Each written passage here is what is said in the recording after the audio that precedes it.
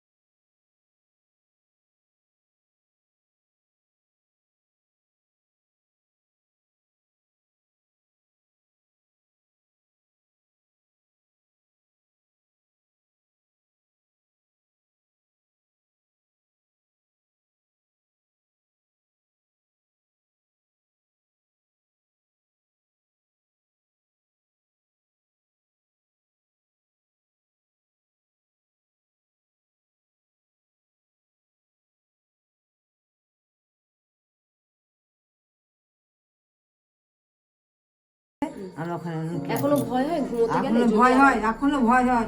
এই কুন্ডা যে খোলা আছে তার মধ্যে সেটা দিচ্ছে।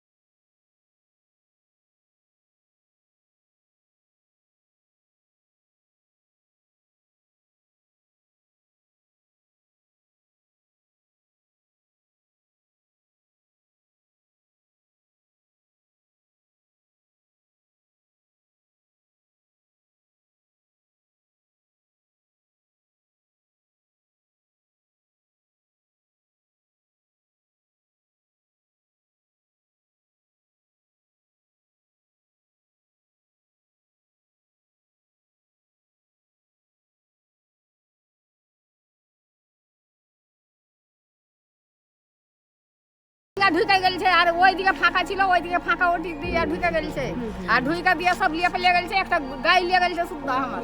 আচ্ছা দিদি, আমি শুনলাম যে মেয়েদের সাথে এখন ক্যাম্প চাই। হ্যাঁ, ওইদিকে মেয়েদের সাথে খারাপ হ্যাঁ, যে ওই শালি দুটি শালি খারাপ ব্যবহার করা হয়েছে। মোবাইল দে বলে না আমার আমাকে কাছে ধরে মোবাইল নিয়েছিল নাই, দে সুদ্ধা। মেয়েটাকে ওই ধরে নিয়েছিল, যে মেয়েটা মেয়েটার বয়স চুল কত ছিল? ছেড়ে মেয়েটার হবে 18-19 বছর। 18-19 বছরের মেয়েকে হ্যাঁ, ধরে নিয়েছিল। ধরে নিয়ে চলে গেছে। হ্যাঁ ধরে নিয়ে যায়নি, বাড়িতে ধরে নিয়েছিল দিয়ে ফের বদমাশি ওয়ার করেছিল। ঘেরি যায় একটা ছুটানো করেছিল। বলেছে যে মেয়েটাকে ছেড়ে দাও। হ্যাঁ, কিন্তু ও ধরে নিয়েছিল, দিয়ে আবার ছুটাল ছিল অন্য জানা ওয়ার ঘেরি যায় ছুটাল ছিল। দিয়ে বাড়ির তখন মেয়েদের সাথে এরকম হ্যাঁ হ্যাঁ এরকম গন্ডগোল হয়েছিল, দিয়ে ছুটিয়া তখন মেয়েটাকে তাড়ন দিয়েছিল। মেয়েটাকে পুড়িয়ে মায়েরা দিয়েছিল এখানে। কথা ছিল। এনার ছেলে, ওই বউটার ছেলে বাইকটা পুড়িয়ে দিয়েছিল, দিয়ে আবার দিয়েছে। এই যে এটা আমার ছেলেকে করে দিয়েছিলাম, সেই জমিটা আমি শ্বশুরের বিক্রি করার দোকানটা করেছিলাম, করার পরে ছেলে কোনো রকম দাঁড়িয়েছিল, ছেলে তো বেকার, এখানে ছেলে আছে, ছেলে সেদিন ছিল না বাড়িতে অবশ্য, ছেলে বহরমপুর গেছিল। এবার আমরা ওইদিকে আমার সাইডে বাড়ি, এটা দোকান, এটা পুরোটাই দোকান ঘর ছিল। ফ্রিজ দেখছি ভাঙা, মানে ওই দিনই ওই দিনই দুটো, এটা পাল্লা ছুটানো আছে, এটা পুরোটাই আলাদা হয়ে আছে। এই দেখেন সবকিছু, এই যে পুড়িয়ে দিয়েছে, ভেঙে দিয়েছে সবকিছু, ওই ঠাকুরগুলো সব নিচে পড়েছিল, আর যত অনলাইনের মাল ছিল, মাটির বাসনপত্র ছিল, এই যে হাঁড়ি ভাঙা চূড়া দেখছেন, এই যে সব ভেঙে চুড়ে রেখেছে, এই যে সব ফেলে রেখেছে। এইদিকে আমার ঢালের সব কিছু ব্যবসা ছিল, এই ব্যবসাগুলো সব, ওই দরজা ভেঙেছে, ওই দরজা ভেঙেছে, এইগুলো ভেঙেছে, আর এগুলো কি মানে মনে হয়নি যে দোকান আবার তৈরি করেছে? করে দিব। এবার কোন ভরসায় দিব? আমরা এখানে ব্যবসা করি, ওরাই বেশি সংখ্যাতে, ওদেরকে নিয়েই আমাদের ব্যবসা। এবার আমরা ব্যবসাটা করবো কার কাছ থেকে? ওরা তো আমাদের কাছে আর আসবে না। আর আমি যে আবার টাকাটা ফাঁসিয়ে দেবো, দিয়ে যে আমার ছেলে আবার দাঁড়াবে, সে তো আর ক্ষমতা নাই। আমাদেরকে দিদি কি দিয়েছে? 1,20,000, ব্যাস, তারপরে তো আর কিছু নেই। আমার কি 1,20,000 মাল ছিল এখানে? আচ্ছা, ছেলে বললেন যে এই দোকানটাই ভরসা ছিল। আমার হ্যাঁ ছেলে এরা একটা আমার চাকরি তো দোকানে রাজ্যে না নেই না দিদি। না আপনি চাকরি মা নেই। একজন, এই হ্যাঁ বেকার এই যে যুবকদের ভাতা দিচ্ছে মোটামুটি হ্যাঁ। 1500 টাকা করে। 1500 টাকা করে দিবে। আপনি বললেন এই দোকান নেই, এখন 1500 টাকাতে সংসার চলবে? আমার 1500 টাকা কি হবে? আমি যদি 50 টাকা দিন ও দিল, এবার 1500 টাকা পেলাম, আমার এখান থেকে 200 টাকা দিন ইনকাম হতো, তো আমার 50 টাকায় কি হবে? 50 টাকা আমার কি হবে? এখান থেকে আমার 200 টাকা প্রতিদিন হয়, কি 150 টাকাই হয়, আর আমি 50 টাকা লিয়ে দরকার না, আমার দোকানটা চালু করা দরকার। একজন মায়ের মুখ থেকে মায়ের মুখ শুনলাম থেকে। তার এই যে- ছেলের এই যে এই দরজাগুলো, দোকান ছিল, এই যে- দোকানগুলি- এই যে দরজাগুলো দরজাগুলি সব ভেঙে ভেঙে ফেলা হয়েছে। তারা আর সাহস করে সবকিছু। দোকান করে দিতে চাননি ছেলেকে। আবার যদি এই দাঙ্গাবাজরা এসে দোকান আমাদের তো ভেঙে দেয়, বলছে আবার। এই পরিস্থিতি শামশেরগঞ্জে। এই যে, এইটা ভেঙেছে, ওইটা ভেঙেছে, সবগুলোতে জয়েন দেওয়া আছে। এই দেখেন, এই দেখেন, এই দরজা ভেঙে ঢুকেছিল। হ্যাঁ এই দরজা ভেঙে, তারপর ওই দিকে আছে, এই পুরোটা কিছু ছিল না, সব কি করলাম দিয়ে ওই পাঁচির দিয়ে দিয়ে উঠেছে, ওইখানে কাঁচ লাগানো ছিল, কাঁচগুলোকে ভেঙে ভেঙে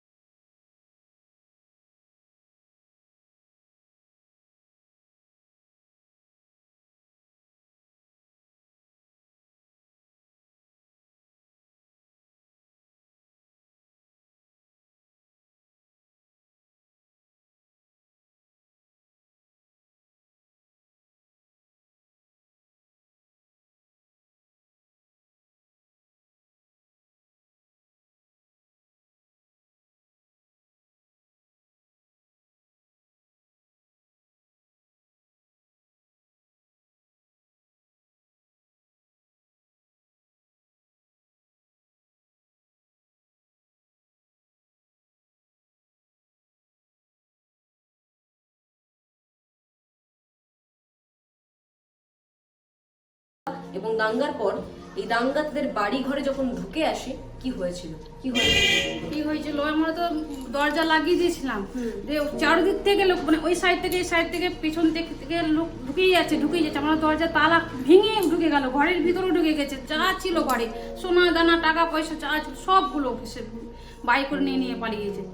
ছোট বড় মানে অনেক 200-250 লোক এসে ঢুকে যাচ্ছে। 200-250 লোক? হ্যাঁ। আচ্ছা, এই যে 200-250 লোক ঢুকেছিল তাদেরকে কি চিনতেন আপনি? মুখ চিনতেন না, কেউকে চিনতাম না, না? আশেপাশের কেউ? সব কেউ কাউকে চিনি না আমরা। কি বলছিলেন তারা মূলত? মানে আপনাদের সাথে তো পারিবারিক না, শত্রুতা কারোর পারিবারিক নেই? সমস্যা না, কিচ্ছু নাই আমাদের। শুধু শুধু আমরা হিন্দু, এটাই আমাদের অপরাধ।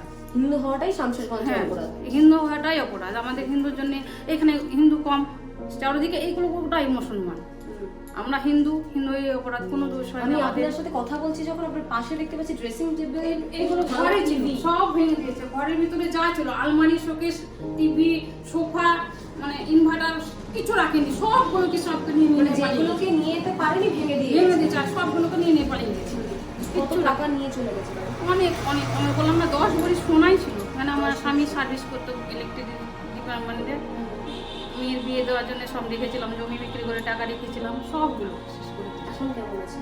এখন বিএসএফ আছে বলে ভয় নাই, রাত্রে ঘুমটা হচ্ছে, খেতে পারছি।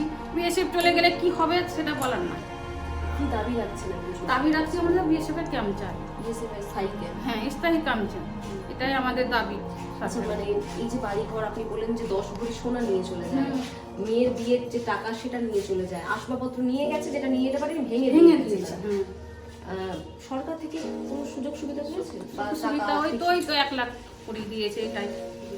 কি হয়েছে সেই 1 লাখে? মানে এত 10 ভরি আমার গয়না চলে গেছে? ফার্নিচারের দামই তো উঠেনি, আমার যতগুলো গেছে হুম।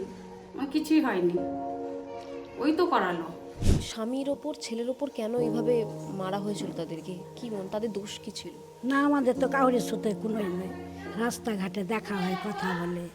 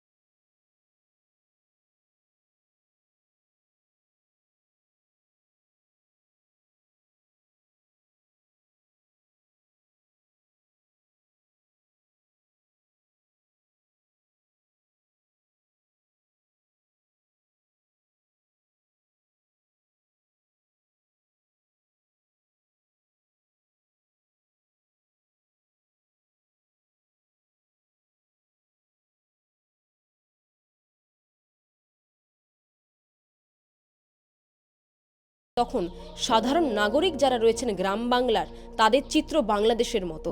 বাংলাদেশের দীপু দাস হোক কিংবা পশ্চিমবঙ্গের মুর্শিদাবাদের হরগোবিন্দ দাস কিংবা চন্দন দাস, তাদের কিন্তু সবার একই পরিণতি হয়েছে এবং তাদের পরিবার জানাচ্ছেন হিন্দু হওয়াটাই তাদের দোষ। ক্যামেরায় তানসিকের সাথে রিয়া, বাংলা হান্ট, মুর্শিদাবাদ।